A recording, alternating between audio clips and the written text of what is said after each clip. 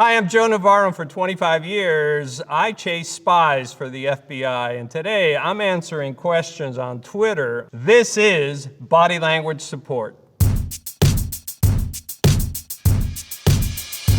At McFowl, and it comes with a photograph. I'd love to read at CIA's analysis of the body language in this photo. One of them is in charge. One of them is the subordinate. And their body language clearly is detailing which is which. Because when you're in charge, you can sit any style you like. This is your domain. When you are the supplicant, when you are there asking for help, your behaviors are more contrite, your arms are more restricted, your legs are restricted, and we see all of that here.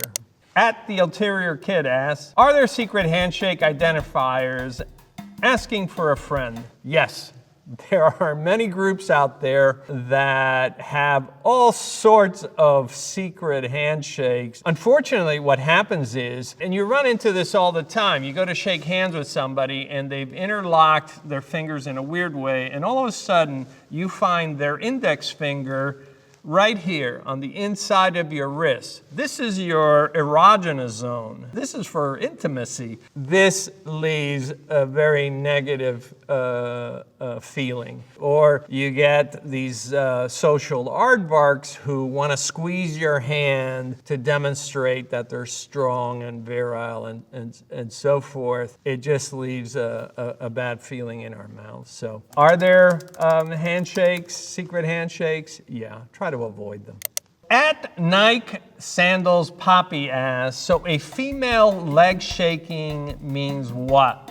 She just cold? Well, a lot of times we see behaviors that are repetitive. I tend to bounce my legs a lot. Some people will twist their ring. Some people will crack their knuckles. Some people will play with their hair. All repetitive behaviors are self-soothing behaviors. At Vape My World asks, how do we identify bad people? Bad people are identified by bad behaviors. No one is bad until we see demonstrable bad behaviors. If they decide to assault somebody, if they decide to cheat someone, if they do things that are unethical, immoral, or illegal. At Courtney Renee asks, do men not know what nonverbal cues and body language mean, or do they just ignore it? I'm a man. Some people are better at reading nonverbals than others. Is there a difference between men and women and their ability to read nonverbals? The answer is yes, and it's obvious, and it's for biological reasons. Women bring babies into the world. It is the mother who spends the most time with a child and can look at everything from the texture of the skin to how much humidity is in the eyes to the color of the lips. That traditionally has been a female function. Now, that doesn't mean that we cannot develop these skills, but from a pure biological perspective, they have that advantage, and that carries throughout life, but it's one that we men can also grow. So at P. Rittenhouse asks a very complex question. Ordering shawarma today, and the young lady wouldn't look at me in the eyes. That's okay. There's no responsibility to do that. I believe she is Syrian. Does eye contact mean something important in other cultures? Eye contact is both cultural and personal. In the United States, for instance, in New York, we're allowed to stare at each other for 1.28 seconds.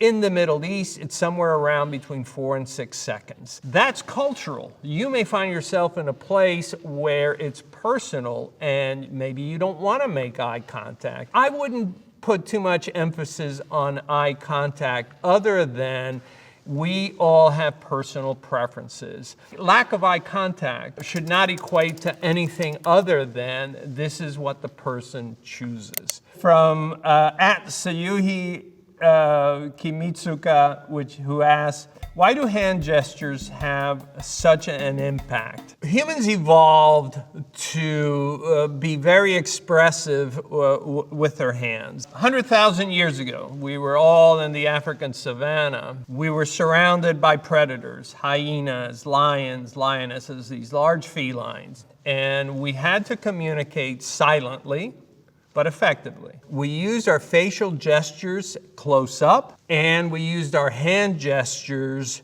to further communicate things such as direction, anxiety, fear, approach me, and so forth. This is part of our paleo circuits. We know this because when we study children who are born blind, that they've never seen, they use the very same hand gestures. Our hands attract attention. And in fact, if you look at your hands, no matter how dark your skin, you always notice that the palms of the hands are very easy to read. We think that this has given us an advantage because when we reach out, when we gesture and so forth, even in low light, it sends that powerful but silent signal. The gestures hold our attention.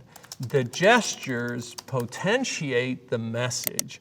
At pprag asks, what are power poses that I can use in Zoom talks? Trying to improve my online presentation skills.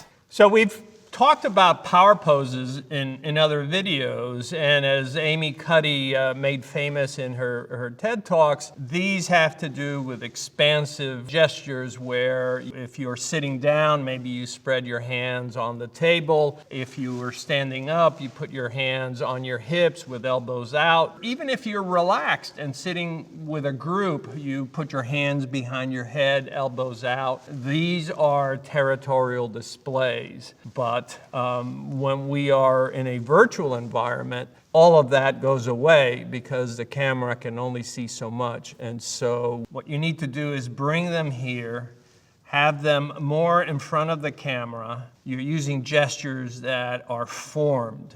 So they look like, for instance, brackets or the letter C, where you demark and you set boundaries. And it serves not so much as a power pose, but as a confidence pose. And that's what really matters when you are on a small screen. At Madame Ambaske, and she asks, do you agree that every Myers-Briggs personality type has a specific body language signature? And that's her question. And my answer is no. So great question from @Sonia the Freeze, and she asks, enjoying your Power of Body Language book, thank you.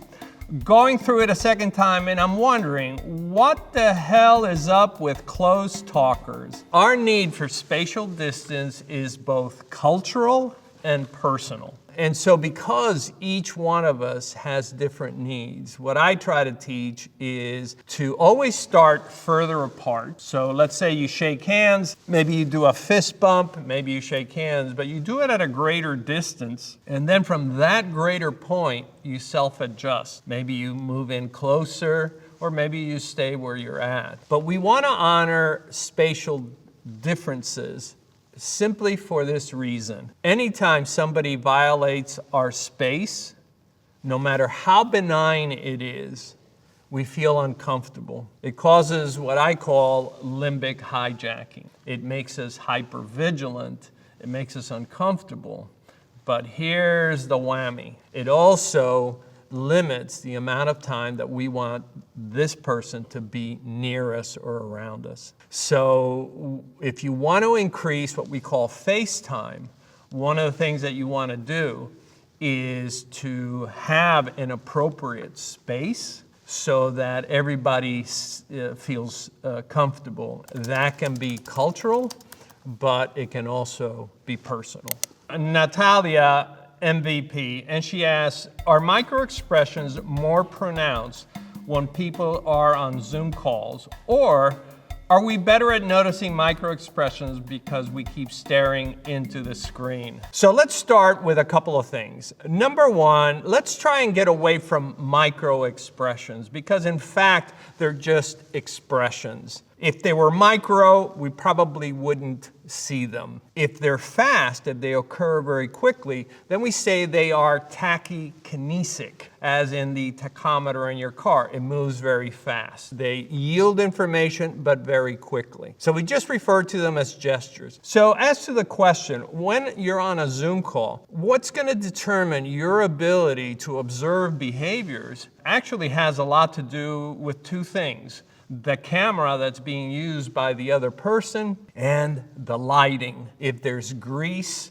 or oils or dirt on the camera and it's a low resolution camera, little lighting, you're gonna miss these little behaviors to the point that something that is easy to see live, which is for instance the furrowing of the glabella, this little area of the head. If the camera is not right, if the lighting isn't right, you're going to miss these behaviors. One other thing that we've found that's fascinating is that where you think that maybe having a neutral face on a virtual call is the best thing to do, it actually works against you. The brain looks at a face and says, this is a happy person, or this is unhappy, or possibly a threat. And what happens is when a face presents as neutral, it registers negatively. So what we try to teach people that do a lot of virtual calls is to at least nod in acknowledgement, smile, use your eyebrows to express agreement or surprise, but avoid a neutral face because when we query those participants and ask about that person who had a neutral face, they're always rated negatively. So we have a question from Had Malik 1, and he asks, why does shaking your head mean no and nodding means yes? You know, there are behaviors that over time become standardized because of social conventions. We know that for the most part, nodding, the forward nod is perceived as accepting, as positive, as saying yes. Now, there are cultures where this is not the norm, and we see that, for instance, in Bulgaria. There are times when somebody nods, what it means is they disagree. But for the most part, what the research tells us is this. As you go around the world, you're pretty much going to find the same behaviors. These things are universal, and that's why they're so reliable. So we have a question from Anil Bodwell, and she asks, how important is body posture when delivering speeches? I remember when I was at university and professors always spoke behind a podium. Now, look at TED Talks. There's no podium. Those days are over. If you're still talking behind a podium, it's almost anachronistic. In essence, a presentation now has taken on new form. Because now when we only have 15 minutes, as we see with corporations that have gone from a 1-hour presentation to 12 or 15 minutes, when we go from presentation to a performance, then yeah, posture, presence, how we look, all of that becomes important. At Aaron Chase asks, hey Joe, what do you think about teaching preteens and teens body language to help them stay safe, and what are some of the things you teach them to watch out for? I think we need to teach children at a very young age about body language, in part because it helps them to navigate a complex world. They go into classrooms where they may be running into children that they've never met before. And if we can teach them some simple things, as when you approach others, approach them at angles, not directly, because they will perceive you as friendlier. That if you teach them that if a child is grabbing their clothing, they're probably shy, maybe they're introverted. What a great opportunity to welcome them and be friendly with them so that they're less stressed. Why wait till you're 30 years old to learn these things? Why not learn them at a very young age? And especially now where there's so much emphasis on using media to communicate, I would say most definitely you can begin to teach children at a very young age what to look for, and they'll thank you for it in the end. So thank you again. Thank you for your questions. Hope to get some more in the future. You've been watching Body Language Support.